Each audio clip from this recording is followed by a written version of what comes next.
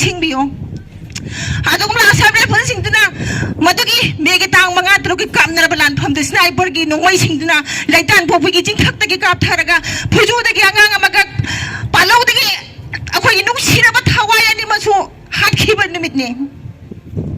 ꯑꯗꯨ ꯑꯩꯒꯤ ꯏꯆꯥ ꯅꯠꯇꯦ ꯑꯩꯒꯤ ꯏꯕꯨꯡ ꯅꯠꯇꯦ ꯍꯥꯏꯅ ꯃꯤꯔꯥꯏꯒꯗꯧꯔꯤꯕ꯭ꯔꯥ ꯑꯗꯨꯗ ꯅꯠꯇꯦ ꯂꯥꯟꯐꯝꯗꯨꯗ ꯃꯐꯝ ꯀꯌꯥꯗ ꯃꯊꯣꯡ ꯃꯔꯝ ꯈꯪꯗ꯭ꯔꯕ ꯕꯣꯝ ꯀꯌꯥ ꯅꯣꯡꯃꯩ ꯀꯌꯥ 22 ꯑꯁꯥꯝ ꯔꯥꯏꯐꯜꯁꯀ ꯈꯣꯡꯕꯨ ꯑꯣꯏꯔꯒ ꯃꯣꯏꯅ ꯀꯥꯞꯊꯔꯛꯇꯅ ꯃꯣꯏꯒꯤ ꯗ꯭ꯔꯦꯁ ꯁꯦꯠꯇꯅ ꯃꯣꯏꯒꯤ ꯕꯣꯝ ꯁꯄ꯭ꯂꯥꯏ ꯇꯧꯗꯅ ꯑꯁꯨꯛ ꯌꯥꯝꯅ ꯑꯣꯠ ꯅꯩꯗꯕ ꯇꯧꯕ ꯃꯇꯝꯗ ꯀꯅꯥꯅ ꯄꯥꯎꯈꯨꯝ ꯄꯤꯈꯤ ꯃꯥꯡꯗ ꯂꯩꯕꯤꯔꯤꯕ 18 ꯑꯁꯥꯝ ꯔꯥꯏꯐꯜ ꯑꯀꯥꯁ ꯀꯥꯅꯤꯜ ꯑꯀꯥꯁꯀꯤ ꯂꯤꯁꯤꯡ ꯃꯈꯥꯗ ꯑꯩꯒꯤ ꯃꯩꯇꯩ ꯀꯟꯗꯕ ꯌꯥꯔꯣꯏ ꯀꯨꯀꯤꯁꯤꯡꯁꯨ ꯁꯣꯛꯄ ꯌꯥꯔꯣꯏ ꯍꯥꯏꯗꯅ ꯑꯩꯈꯣꯏꯒꯤ ꯂꯝ ꯍꯦꯟꯕꯁꯤꯡꯗꯨ ꯊꯥꯏꯕ ꯕꯣꯝꯅ ꯄꯥꯎꯈꯨꯝ ꯄꯤꯕ ꯅꯣꯡꯃꯩꯅ ꯄꯥꯎꯈꯨꯝ ꯄꯤꯔꯛꯄ ꯂꯣꯏꯅꯅ ꯆꯤꯡꯗꯣꯟꯗ ꯂꯩꯕ ꯃꯌꯥꯝ ꯁꯟ ꯀꯌꯥ ꯑꯃ ꯍꯥꯠꯇꯣꯔꯛꯄ ꯃꯇꯝꯗ ꯅꯈꯣꯏ ꯇꯧꯒꯅꯨ ꯍꯥꯏꯗꯅ ꯋꯥꯔꯅꯤꯡ ꯄꯤꯕ ꯂꯣꯏꯅꯅ ꯀꯨꯀꯤꯁꯤꯡ ꯑꯃꯁꯨꯡ ꯃꯩꯇꯩꯁꯤꯡ ꯑꯁꯤ ꯅ꯭ꯌꯨꯇ꯭ꯔꯦꯟꯗ ꯊꯝꯃꯒ ꯂꯥꯟꯐꯝ ꯑꯁꯤ ꯑꯁꯥꯝ ꯔꯥꯏꯐꯜꯅ ꯂꯣꯏꯁꯤꯟꯕ ꯉꯝꯕ ꯅꯠꯇꯦ ꯑꯔꯥꯝꯕꯥꯏ ꯇꯦꯡꯒꯣꯜ ꯅꯠꯇ꯭ꯔꯒ ꯀꯔꯤꯒꯨꯝꯕ ꯃꯩꯔꯥ ꯄꯥꯏꯕꯤ ꯑꯗꯨ ꯅꯠꯇ꯭ꯔꯒ ꯑꯩꯈꯣꯏꯒꯤ ꯚꯤꯂꯦꯖ ꯗꯤꯐꯦꯟꯁ ꯐꯣꯔꯁ ꯂꯥꯟ ꯂꯣꯏꯁꯤꯟꯕ ꯌꯥꯕ ꯅꯠꯇꯦꯕ ꯃꯁꯤꯗꯤ ꯂꯦꯖꯤꯁꯂꯦꯆꯔꯗ ꯂꯩꯔꯤꯕ ꯊꯧꯃꯤꯁꯤꯡ ꯍꯧꯖꯤꯛ ꯚꯥꯔꯠꯀꯤ ꯂꯣ ꯄꯥꯏꯔꯤꯕ ꯂꯣ ꯃꯦꯀꯤꯡ ꯕꯣꯗꯤꯁꯤꯡ ꯂꯣꯏꯅꯅ ꯇꯣꯉꯥꯟ ꯀꯥꯎꯟꯁꯤꯜ ꯑꯣꯐ ꯃꯤꯅꯤꯁꯇꯔ ꯀꯌꯥꯅ ꯃꯅꯤꯄꯨꯔꯁꯤ ꯂꯝꯗꯝꯁꯤ ꯃꯩꯋꯥꯏꯔꯦ ꯀꯃꯥꯏꯅ ꯇꯧꯁꯤꯒꯦ ꯍꯥꯏꯔꯒ ꯑꯗꯨꯒꯨꯝꯕ ꯑꯩꯈꯣꯏꯒꯤ ꯑꯦꯗꯃꯤꯅꯤꯁꯇ꯭ꯔꯦꯁꯟ ꯑꯃ ꯆꯂꯥꯏꯔꯀꯥꯟꯗ ꯂꯣꯏꯁꯤꯟꯒꯗꯕ ꯂꯥꯟꯐꯝꯅꯦꯕ ꯑꯗꯨꯒꯕꯨ ꯑꯩꯈꯣꯏꯅ ꯄ꯭ꯔꯖꯥ ꯀꯌꯥ ꯇꯧꯔꯒ ꯉꯁꯤꯗꯤ 18 ꯑꯁꯥꯝ ꯔꯥꯏꯐꯜꯁꯤꯡꯁꯦ ꯑꯩꯈꯣꯏ ꯈꯨꯗꯛꯇ ꯉꯔꯥꯡ ꯂꯧꯊꯣꯛꯑꯦ ꯍꯥꯏꯕꯁꯤꯕꯨ ꯌꯥꯅꯤꯡꯕ꯭ꯔꯥ ꯃꯌꯥꯝ ꯌꯥꯕꯤꯅꯤꯡꯕ꯭ꯔꯥ ꯃꯊꯛꯇꯅ 22 ꯑꯁꯥꯝ ꯔꯥꯏꯐꯜꯁ ꯃꯃꯥꯡꯗꯅ 32 ꯑꯁꯥꯝ ꯔꯥꯏꯐꯜꯁ ꯑꯗꯨꯒ ꯃꯌꯥꯏꯁꯤꯗꯅ 28 ꯑꯁꯥꯝ ꯔꯥꯏꯐꯜꯁ ꯍꯟꯗꯛꯀꯤ ꯂꯧ ꯂꯣꯛꯈꯤꯕ ꯃꯌꯥꯝꯁꯤꯡꯗꯨ ꯑꯩꯈꯣꯏꯒꯤ ꯑꯋꯥꯡ ꯊꯪꯅꯥꯀꯟꯗ ꯑꯩꯒꯤꯁꯨ ꯏꯄꯥꯝꯒꯤ ꯂꯧ ꯁꯪꯉꯝ 3ꯗ ꯑꯩꯅ ꯎꯏ ꯑꯗꯨꯒ ꯍꯦꯛ ꯃꯊꯛꯇ ꯀꯨꯀꯤꯁꯤꯡꯅ ꯕꯇꯜ ꯊꯤꯜꯂꯒ ꯏꯁꯩ ꯁꯛꯄ ꯃꯇꯝꯗ ꯑꯩꯈꯣꯏꯅ ꯀꯔꯝꯅ ꯂꯧ ꯂꯣꯛꯀꯅꯤ ꯄꯩꯁꯥꯅ ꯆꯕꯥꯛ ꯊꯥꯗꯔꯦ ꯂꯧꯗꯨ ꯂꯣꯛꯍꯧꯗ꯭ꯔꯗꯤ ꯏꯆꯥ ꯏꯁꯨ ꯀꯃꯥꯏꯅ ꯆꯔꯥ ꯍꯦꯟꯗꯅ ꯁꯤꯒꯗꯧꯔꯤꯅꯤ ꯈꯜꯂꯨꯕ ꯃꯇꯝꯗ ꯊꯋꯥꯏ ꯊꯥꯅ ꯍꯥꯏꯗꯅ ꯂꯧ ꯂꯣꯛꯄ ꯆꯪꯕ ꯃꯇꯝꯗ ꯑꯩꯈꯣꯏꯒꯤ ꯎꯄꯥꯏ ꯂꯩꯔꯛꯇ ꯃꯇꯝꯗ ꯃꯍꯥꯛꯅ ꯀꯟꯇ꯭ꯔꯣꯜ ꯇꯧꯔꯒ ꯑꯃꯗ ꯑꯃꯨꯛ ꯆꯦꯟ ꯂꯧ ꯂꯣꯛꯄꯒꯤ ꯗꯥꯏꯇꯁꯤꯡꯁꯦ ꯀꯅꯥꯅ ꯗꯥꯏꯇ ꯂꯧꯕꯤꯒꯗꯧꯔꯤ ꯑꯗꯨꯒ ꯂꯣꯏꯅꯅ ꯅꯨꯃꯤꯗꯥꯡꯒ ꯊꯦꯡꯅ ꯂꯥꯟꯗꯥꯔꯛꯄ ꯃꯇꯝꯗ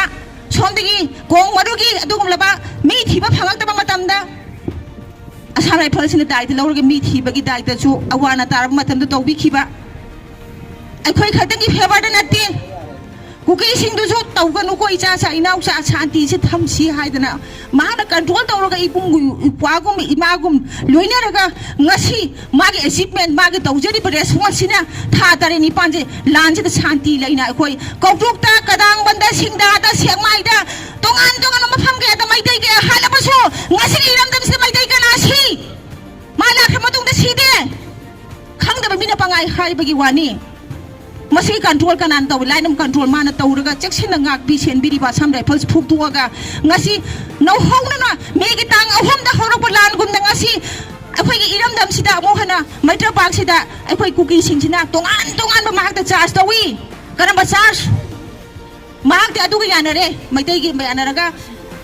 ꯃꯉꯣꯟꯗ ꯕꯣꯝ ꯀꯥꯞꯁꯟꯕꯗ ꯃꯥꯅ ꯁꯄ꯭ꯂꯥꯏ ꯇꯧꯏ ꯃꯥꯅ ꯑꯗꯨ ꯇꯧꯏ ꯑꯗꯥ ꯇꯧꯏ ꯍꯥꯏꯕ ꯀꯥꯟꯗ ꯑꯗꯨꯃꯥꯏꯅ ꯆꯥꯔꯖ ꯇꯧꯔ ꯃꯣꯏꯗꯤ ꯆꯦ ꯆꯥꯡꯁꯤꯡꯁꯦ ꯃꯣꯏꯗꯤ ꯁꯠ ꯊꯥꯔꯀꯥꯟꯗ ꯑꯗꯨꯝ ꯐꯨꯛꯇꯣꯛꯑꯒ ꯌꯦꯡꯉꯨ IG ꯌꯥꯎꯕ ꯃꯤꯐꯝꯗ ꯀꯝꯃꯨꯅꯤꯇꯤ ꯍꯣꯜ ꯈꯦꯋꯥꯁꯤꯗ ꯑꯩꯈꯣꯏ ꯌꯥꯝꯂꯕ ꯈꯨꯟꯗ꯭ꯔꯥꯛꯐꯝ ꯀꯦꯟꯗ꯭ꯔꯒꯤ ꯃꯤ ꯐꯝꯃꯤꯟꯅꯔꯀꯥꯟꯗꯨꯗ ꯑꯩꯁꯤꯅ ꯍꯥꯏꯔꯝꯕꯁꯦ ꯇ꯭ꯔꯤꯄꯨꯔꯥꯗ ꯔꯥꯏꯖꯤꯡ ꯗꯦꯒꯤꯗꯃꯛ ꯑꯀꯥ ꯆꯠꯀꯅꯤ ꯂꯣꯏꯅꯅ 7 days after ꯃꯥ ꯍꯜꯂꯛꯑꯀꯥꯟꯗ ꯃꯐꯝꯁꯤda ꯅꯈꯣꯏꯒ ꯄꯨꯟꯅ ꯑꯃꯨꯛ ꯈꯨꯟꯗꯥ ꯂꯩꯇꯥꯔꯒ ꯉꯥꯛꯄꯤ ꯁꯦꯟꯕꯤꯕꯒꯤ ꯊꯧꯗꯥꯡ ꯂꯧꯍꯟꯒꯅꯤ ꯍꯥꯏꯔꯒ ꯉꯁꯤꯅ ꯉꯔꯥꯡꯅ ꯍꯦꯛꯇ ꯑꯩꯈꯣꯏ ꯁꯨꯈꯪ ꯈꯪꯗꯕ ꯈꯪꯉꯝꯃꯒꯗꯤ ꯂꯝꯕꯤꯗ ꯂꯥꯛꯄ ꯑꯁꯥꯝ ꯔꯥꯏꯐꯜ 28 ꯑꯩꯈꯣꯏ ꯊꯠꯂꯝꯒꯅꯦꯕ ꯅꯈꯣꯏ ꯂꯥꯛꯄ ꯌꯥꯔꯣꯏ ꯃꯅꯤꯄꯨꯔꯗꯒꯤ ꯑꯁꯥꯝ ꯔꯥꯏꯐꯜꯁ ꯂꯧꯊꯣꯛꯄ ꯉꯁꯤꯒꯤ ꯑꯩꯈꯣꯏꯒꯤ ꯇꯣꯉꯥꯟꯕ ꯑꯔꯥꯝꯕꯥꯏ ꯇꯦꯡꯒꯣꯜꯅ ꯉꯁꯤꯒꯤ ꯌꯥꯝꯅ ꯐꯤꯗꯝꯅꯤꯡꯉꯥꯏꯒꯤ ꯔꯣꯜ ꯑꯃ ꯑꯩꯈꯣꯏꯒꯤ ꯃꯅꯤꯄꯨꯔꯒꯤ ꯏꯇꯤꯍꯥꯁꯇ ꯑꯗꯨꯒꯨꯝꯕ ꯐꯤꯗꯥ ꯑꯃ ꯀꯜꯂꯤ ꯀꯔꯝꯕ ꯐꯤꯗꯥ ꯑꯗꯨꯒꯨꯝꯕ ꯂꯨꯆꯤꯡ ꯄꯨꯔꯦꯜ ꯑꯗꯨꯒ ꯑꯩꯈꯣꯏꯒꯤ ꯔꯤꯄ꯭ꯔꯖꯦꯟꯇꯦꯇꯤꯚ ꯑꯣꯏꯅ ꯊꯥꯔꯤꯕꯁꯤ ꯃꯤꯌꯥꯝꯒꯤ ꯃꯤꯍꯨꯠꯁꯤꯡꯅꯤ ꯃꯤꯌꯥꯝꯅ ꯌꯥꯗ꯭ꯔꯒꯗꯤ ꯃꯈꯣꯏ ꯆꯤꯡꯊꯒꯗꯕꯅꯤ ꯃꯈꯣꯏꯅ ꯉꯁꯤꯒ ꯐꯥꯎꯕ ꯑꯦꯁꯦꯝꯕ꯭ꯂꯤ ꯐꯝꯕ ꯉꯝꯗ꯭ꯔꯤꯕ ꯉꯁꯤꯒꯤ ꯋꯥꯔꯦꯞ ꯂꯧꯕ ꯉꯝꯗ꯭ꯔꯤꯕ ꯁꯣꯂꯨꯁꯟ ꯄꯨꯔꯛꯄ ꯉꯝꯗ꯭ꯔꯤꯕꯁꯤꯡꯁꯦ ꯁꯣꯏꯗꯅꯃꯛ ꯑꯩꯈꯣꯏ ꯈꯟꯅꯒꯗꯕꯅꯤ ꯍꯥꯏꯕ ꯑꯗꯨꯒꯨꯝꯕ ꯃꯌꯥꯝꯁꯤꯡ ꯑꯗꯣ ꯑꯩꯈꯣꯏ ꯄ꯭ꯔꯖꯥ ꯃꯤꯌꯥꯝꯅ ꯆꯥꯎꯏ ꯍꯥꯏꯕ ꯑꯗꯨꯒꯨꯝꯕ ꯏꯆꯥꯁꯤꯡꯁꯤꯒꯤ ꯂꯤꯆꯤꯡ ꯃꯈꯥꯗ ꯇꯧꯕ ꯅꯨꯃꯤꯠ 15ꯒꯤ ꯃꯇꯝ ꯊꯥꯈꯤꯕ ꯃꯇꯝ ꯑꯩꯈꯣꯏ ꯑꯁꯥꯝ ꯔꯥꯏꯐꯜ ꯂꯧꯊꯣꯛꯄ ꯌꯥꯏꯌꯦꯕ ꯃꯅꯤꯄꯨꯔꯒꯤ ꯑꯋꯥꯡ ꯅꯣꯡꯄꯣꯛ ꯂꯝꯗꯝꯗ ꯂꯩꯔꯤꯕ ꯈꯨꯟꯗ꯭ꯔꯥꯛꯐꯝ ꯀꯦꯟꯗ꯭ꯔꯗ ꯈꯨꯟꯗꯥꯔꯤꯕ ꯑꯩꯈꯣꯏ ꯈꯨꯗꯤꯡꯃꯛ ꯇꯁꯦꯡꯅꯃꯛ ꯑꯁꯥꯝ ꯔꯥꯏꯐꯜꯁꯤꯡꯁꯦ ꯃꯈꯣꯏꯒꯤ ꯂꯤꯆꯠ ꯃꯈꯣꯏꯒꯤ character mayam sing asi khalurakan da akhoi Manipur diga samlai rifles lok thok pada akhoi saruk 100% yaje masi madi yaje tawba dabo lok thok ringai gi marak asida akhoi gi marak da kana kani sakhang da ba kha thajala kan da akhoi da hauji lok thok pagi process akhoi gi Manipur state force masing yam de thoi ba thodo wa thodi Manipur gi kachin ko irang gi bafam ngak to oi bani na kona da bani na madu gi process sauringai matam da lisang sit na thamak matam da madu da akhoi da thina ga da problem sing du khalu da aki tu jung ngai oi akhoi gi hojik lak piri ba sipai sing structure geographical condition bunker sidam kuki gi lai bane maitai gi na sida lai bane masina ngak sing ga da ma pham ne masina ason bane asina kan bane kanam ta khang da ma pham ma da akhoi kari haini akhoi ju jaga amada sab matam da kaim ta khang da ba area da akhoi kharap demarcation tawba madu gi structure yeng ba da matam khra jangani da na adugi tanja du kuki ne lawna ba sem sa ba loi khreba kuki wa khatang ta ba akhoi gi haija ba di tabi da ba akhoi na laujari do sida akhoi na haija ba di kap ta nga tawdana makhoi gi makhuk to di da kha ga go o khong kap ga IG da akhoi na haija ba mayam se moi na kari gi thausa da bano ba